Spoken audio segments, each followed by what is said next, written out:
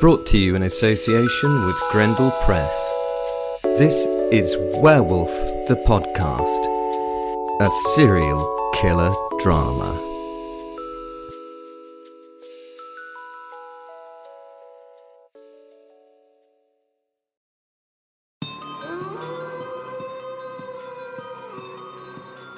This is Werewolf the Podcast. Actually, we're rebranding and we are a serial killer drama, Werewolf the Podcast. There you go. That's rebranding and stuff. So that's what we are now. Second great thing, yesterday celebrated Greg Alexander Sharp is the great author. He helps me co-write this thing. He helps me with voices for like the Professor and for William Marshall.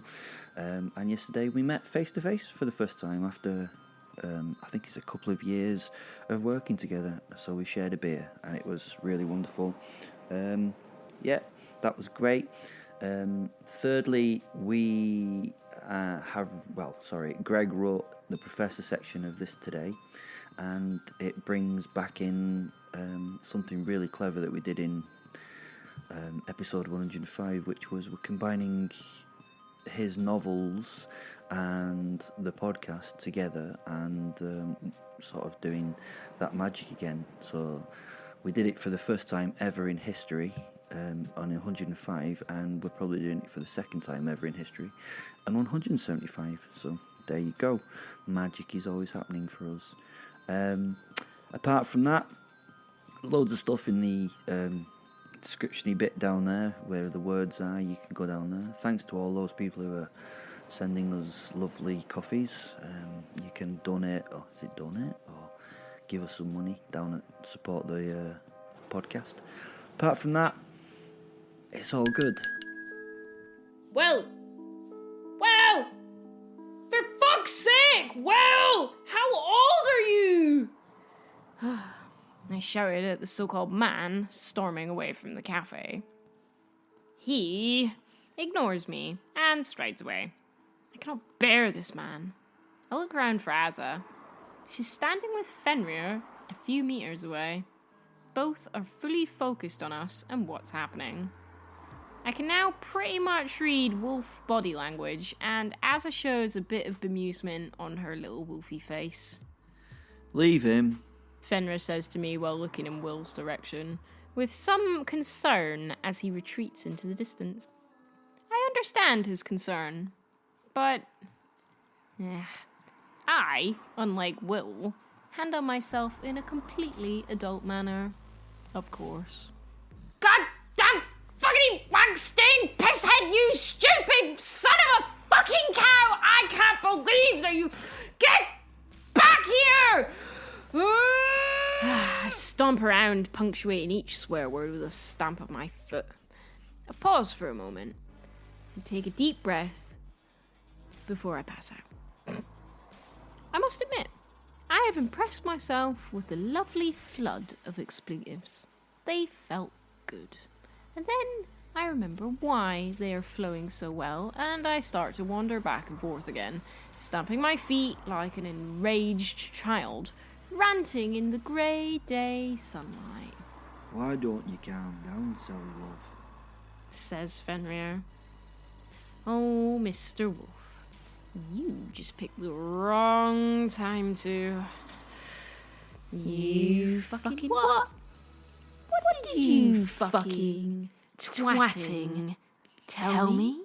I say. I actually make the gigantic black wolf flinch. I smile. I've still got it. The Professor. I arrived at the little cottage bang on schedule, despite the best efforts of the National Rail Network to scupper my plans. I always enjoy travelling by rail to this part of England when I get the chance. The rolling countryside views give me the opportunity and impetus to drift and disconnect, musing on the gifts of 1,000 long-dead artists and how their earthly skills could possibly capture such divine perfection. Ah, England in the dwindling final acts of summer. bliss. The cottage was idiosyncratically Victorian in its construction, with a garden gate that opened onto a gravel path, which in turn led to an old wooden doorway. On either side of the path were ornate and immaculately kept gardens. The flushing colour of summer had left the hydrangeas and the fuchsias, as the autumnal beiges and browns made their way onto the stage. The air was warm, and the sun shone in the sky, lacking the penetrating power of the central months of summer, but bringing with it a nonetheless enjoyable warmth. In one of those marvellously manicured gardens stood an old man. He had very grey hair, almost pure white in fact, and its colour was a consistent shade from his surprisingly full head to the tip of his goatee. He was slim and had a sprightly gait that belied his years. He wore slim-fitting trousers, dark grey with a pinstripe, probably from a suit of the same design, and a beautiful burgundy waistcoat with gold-coloured piping and polished gold buttons. This man's name was Ernest Wainwright, and he was, in my considered opinion, among the very finest who ever lived. He had seen me being dropped off by my taxi driver and waited to greet me with a broad, welcoming smile. "Simon de Montfort," he said, "6th Earl of Leicester, as I live and breathe. I know you're not capable of aging, and yet it seems to me that you look younger each time we meet. I suspect I have Einstein to thank for all that, all things being as they are rather a relative matter." He didn't quite pronounce his R's as W's, but he very nearly did. He was rather famous for it, actually. He opened the gate and welcomed me in. I tried to smile as genially as my host, but my recovery was not yet entirely complete, and Ernest must have noticed that in my expression. He frowned a caring frown and placed a fraternal hand upon my shoulder. "Oh, what can ail thee, knight-at-arms, alone and palely loitering? The sedge has withered from the lake, you know, and no birds sing. Well, unless you count the peacocks in my neighbour's garden, of course, but they make a terrible racket between you and me." I tried to smile again, and again I failed, but I was able to speak. "I've been at the Priory, Ernest," I said. He nodded and said he'd thought as much. "How did you know?" I asked him. He touched my forehead gently with the back of the fingers on his ancient right hand before responding.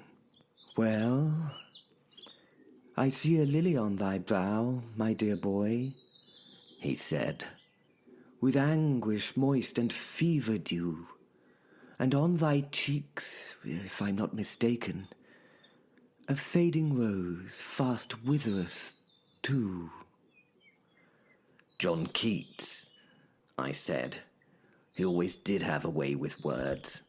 "Well, unlike you, I never had the opportunity to meet such a man, but I do believe his wisdom in such matters has survived untarnished by the passing generations, as you have yourself, Simon.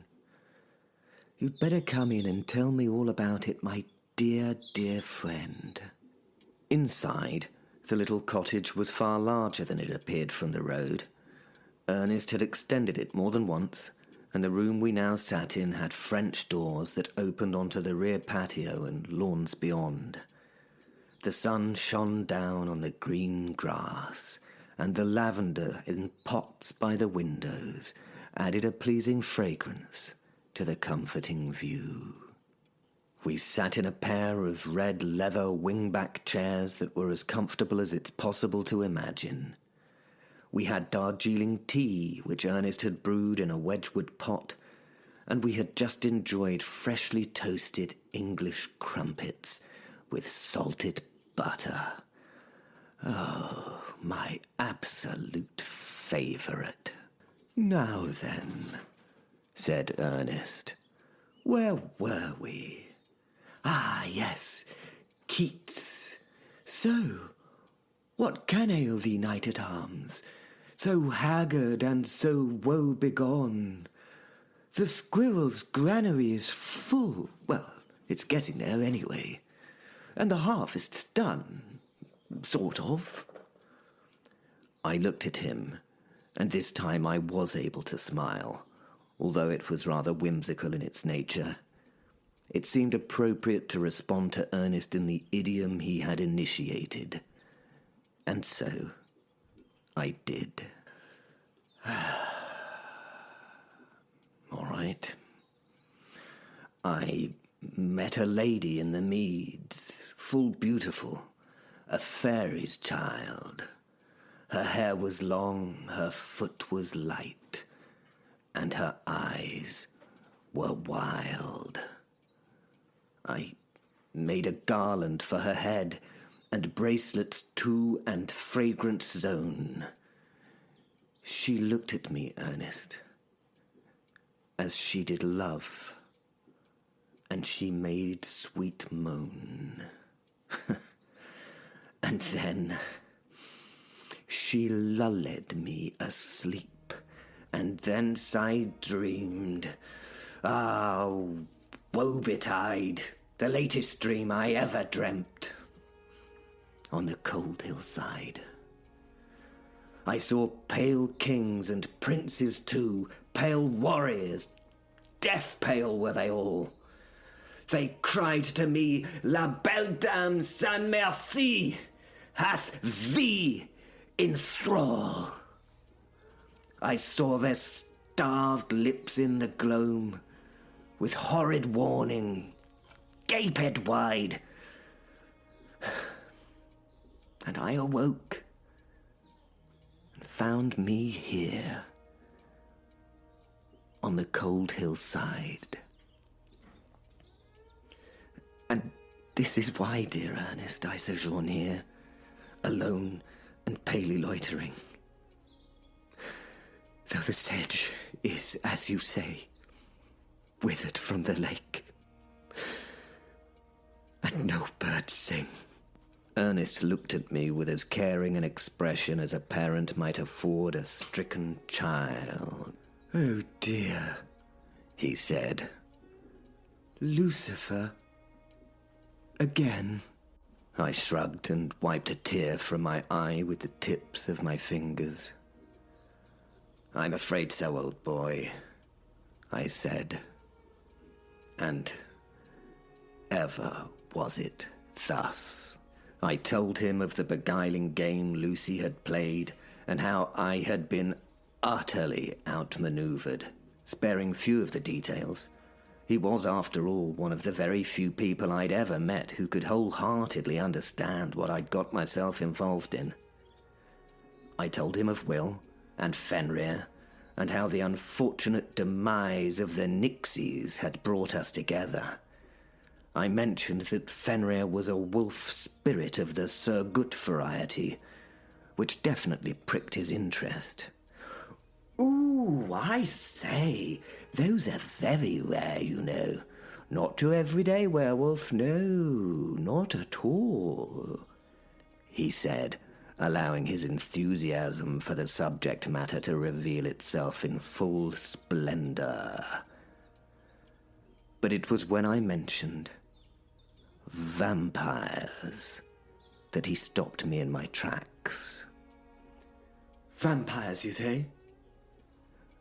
I responded in the affirmative, stating that we had in fact destroyed the very Queen of the Damned herself. Samuette? He asked, incredulously. The very same, I responded. Over the years, Ernest had always been an expert in werewolves, but had rather kept the subject of vampires at arm's length, so I was intrigued to know why he seemed to be so interested. You remember my godson? He asked. The Frobisher boy, I replied. Atticus's son. Yes, said Ernest. That's him, Nicholas. Well, his very dear friend, Charlie, lovely boy, writer, you know. Well, he himself has rather suffered something of a curse, and I'm very sorry to say that he is now a lycanthrope. The traditional kind, you understand, not the same variety as the Fenrir you mentioned. My old friend Agatha, the famous witch of Scythian Blair, tells me there is a way to cure him, but it's rather predicated on my providing a sacrificial lamb. A very specific kind of sacrificial lamb, actually.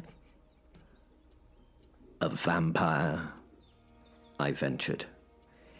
Yes, he replied. Exactly that. Well, I'm very sorry to tell you this, Ernest, I said. But I believe that every vampire we came across found the experience to be utterly terminal. But if I do find a spare one kicking around somewhere, lurking in the shadows perhaps, I'll be sure and let you know. Ernest said that he would be eternally grateful if I was able to help in any way. And so we settled in for the afternoon, discussing Ernest's favourite subjects, the romantic poets, including Keats, the landscape gardens of Lancelot Capability Brown, the werewolves of Mediterranean Italy, and the restoration of a 1968 Morgan +8 motor car he'd recently acquired at auction.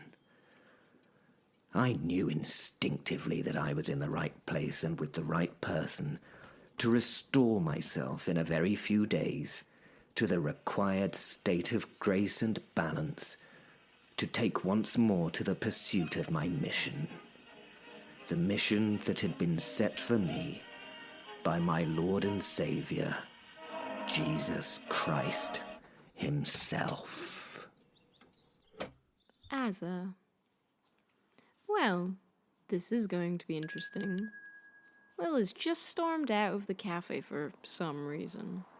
I've not been listening in on their conversation, so I have no idea why he's storming off. He's not the storming off type, so something big has occurred. He strides past us, and then our van. I sense he's not happy. I turn and look at Fenrir. Fenrir looks back at me. I nod. Fenrir goes to follow him. Will smiles at Fenrir, but waves him back, and then continues. Fenrir watches him wander off, and then returns to me. He is not happy, Says Fenrir. No. Sally follows the man running out of the door. Oh, for fuck's sake! She shouts as she stops and stomps, swearing while she pats down her pockets. She finds some notes and runs back into the cafe for a moment, rather exasperated. The door flies open once more, and Sally is apologising to whoever is in the cafe before she steps into the car park. Well! For fuck's sake! Well! How old are you? Sally shouts at the back of the walking man. He's at quite a distance now. We all know he can still hear her. Will is obviously choosing simply not to listen. Sally pauses for a moment while she makes her mind up about what to do, and then starts to run after him. Fenrir steps in her way. Leave him, love. He tells her. Goddamn fucking wag-stained pisshead, you stupid son of a fucking cow! I can't believe that you... Get back here! I very much enjoy her delight and interplay of words, but I also know not to disturb her when she's acting out. Calm down, Sally, love. Fen tells her. Oh, this was gonna be good. Sally freezes for a moment, looking at Fenrir. I mean, looking at Fenrir.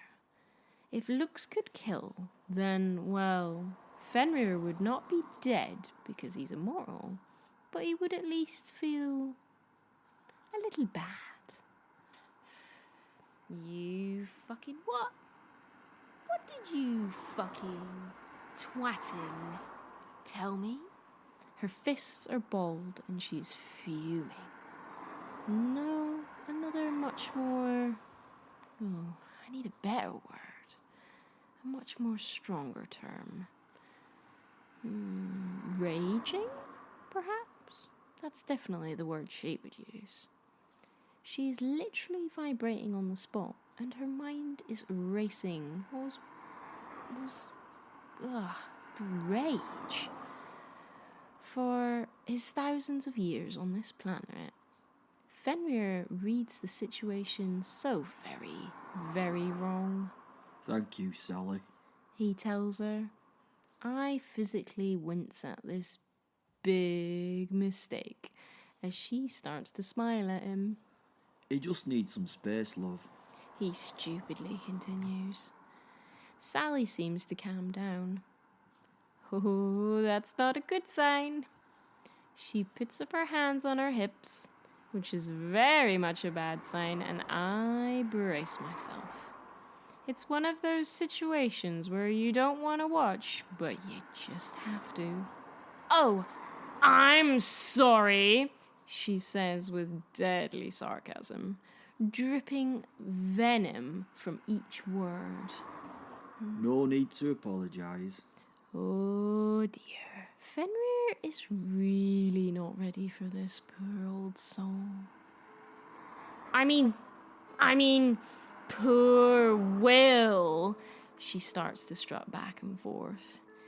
He's a little upset by the truth, she continues. She is wildly gesticulating now. She pauses. I have been sent to another dimension by the fucking devil of all people. Poor Fen slowly starts to realise his mistake. I had his bloody kids there, survived there, as a wolf for who knows fucking how long. Then, once I finally accepted my goddamn fucking fate and settled in with that being that I decided to call my partner in my new home, she deliberately takes another pause again. Fenrir, at this point, tries. Bless him. Look, Sally, love, I wasn't trying to say...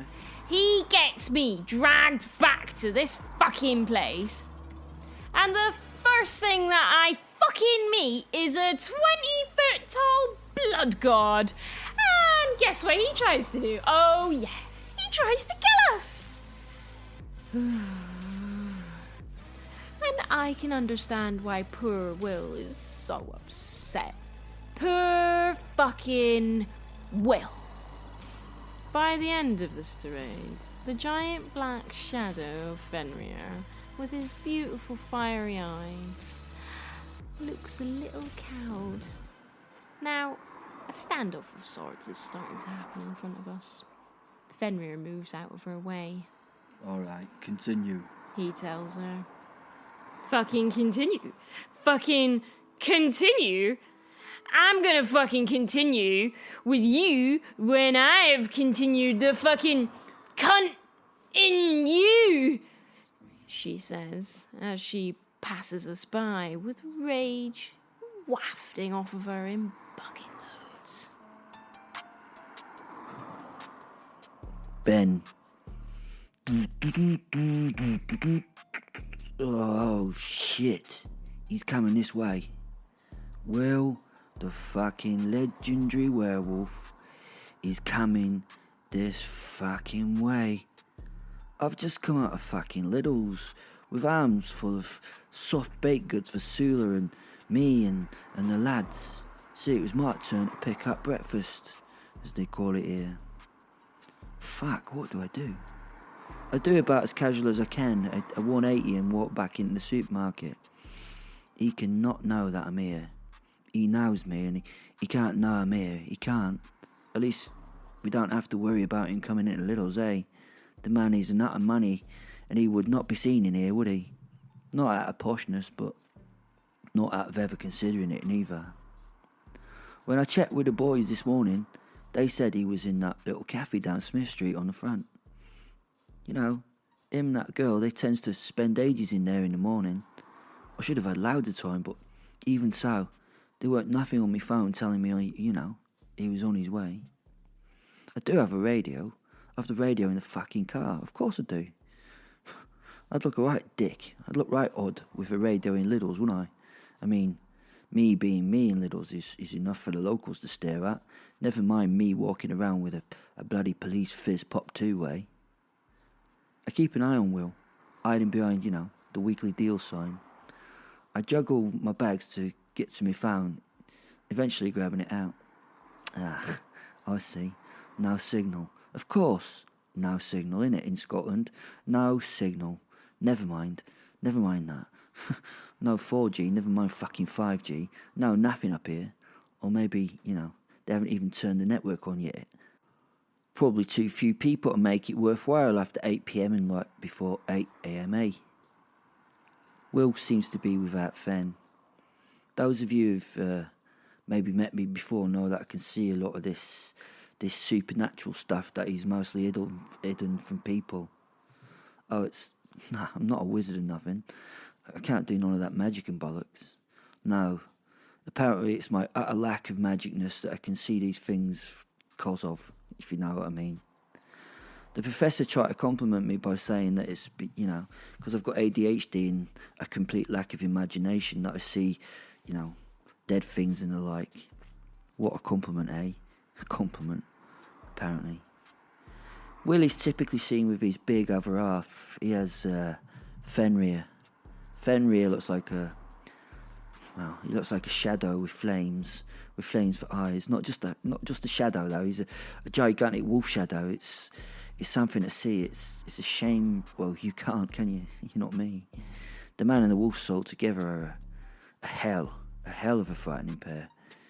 Anyways, back to the story. Who the fuck is supposed to have eyes on this bastard right now?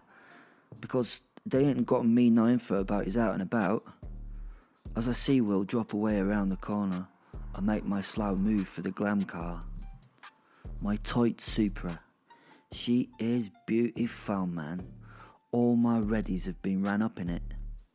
Every time I see her, she makes me grin. My new super fed wedge I get a month means I can have it all blinged out and proper. I carefully put my double packed baked goods in the back seat. Not a single cram will touch that lever.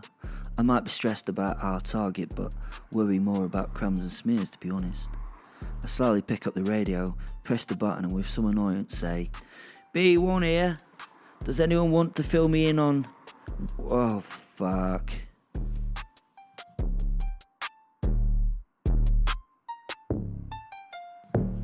Will, I need some space. I got all these new emotional things, feelings and stuff, and they're being constantly shut down. I care. I really care, and it fucking hurts that I can't use them. Nothing trusts me. Nothing trusts me. Well, that's a lie. Fenrir trusts me. Fenrir does, but no one else. But what would I expect, eh? What would I expect? I've never been one to be trusted. I know what I need to do. I need to go and find someone, weak and pathetic and innocent, and then, or maybe just someone sweet and hurt them. Yeah. I look around and plot 100 deaths in many versatile ways. I get distracted from my troubles. Fuck's sake.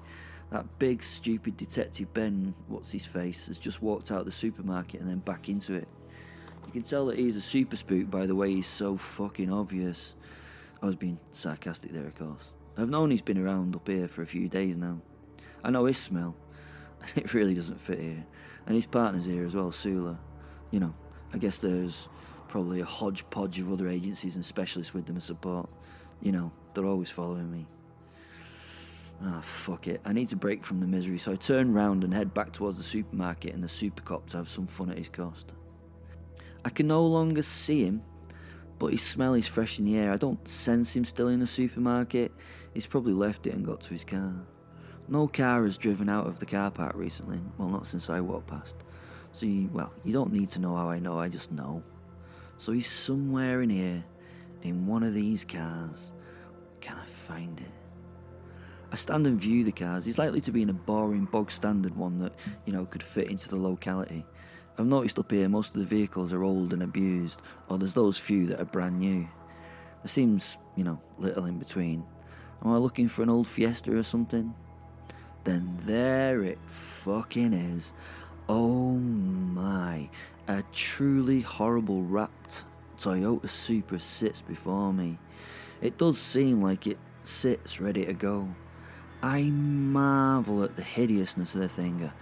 A proper old school colour change wrap, tinted windows and the worst body kit you can get from AliExpress. I can smell the rest of it. Bucket seats, cheap bucket seats and turbo dumps. Yeah. Ugh. I walk around the car at a distance so I can get to a position that allows me to approach it without casting a shadow on it. Fen comes around the corner. He's asking where I am, and as he turns the corner I ask him to stay back and hold. Ben can see him, you see. It's a rare thing that humans can see him, it's a very rare thing, but something I have to keep in mind. I walk up to the passenger's side and see him ducking down. Is he trying to hide? No. I notice he's talking to a radio or something. He's properly pissed off with whoever he's talking to. Perfect. He's distracted.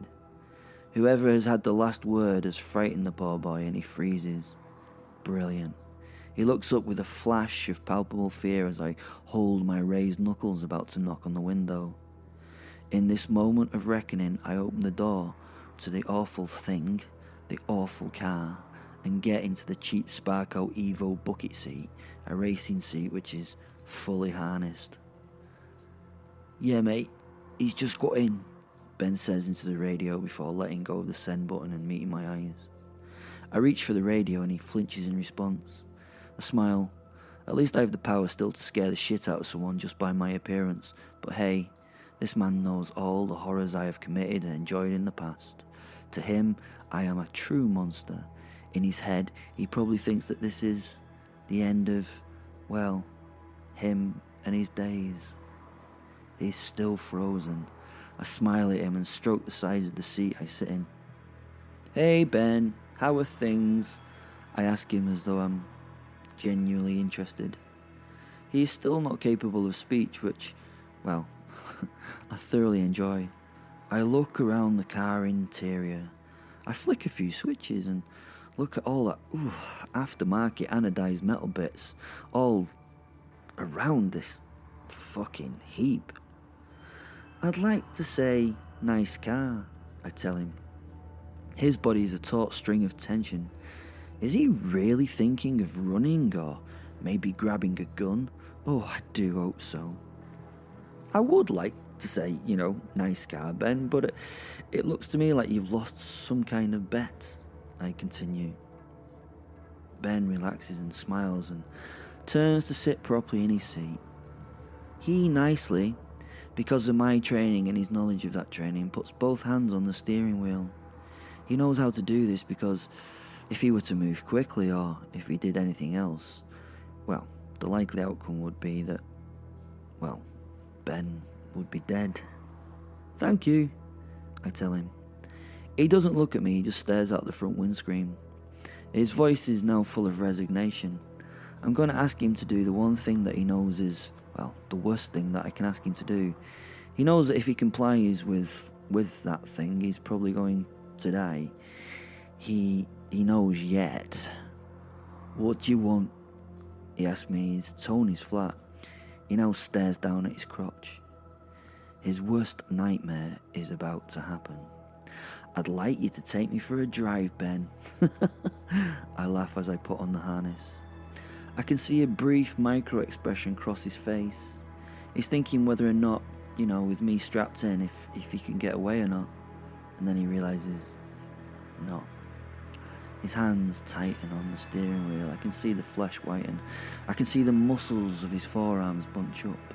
He cannot allow himself to be taken away like this. This is the first rule of Psycho Gets in Your Car Club. Do not let the psycho take you anywhere. If you do, you're very likely to be inhumed. I like that word, inhumed. Oh, the stress pours off the man now. It's incredible to feel. His mind is questing for an answer. Then again, relaxation, acceptance, and resignation. He starts the engine. He looks up at me. I see tears. I see wet eyes. He just knows.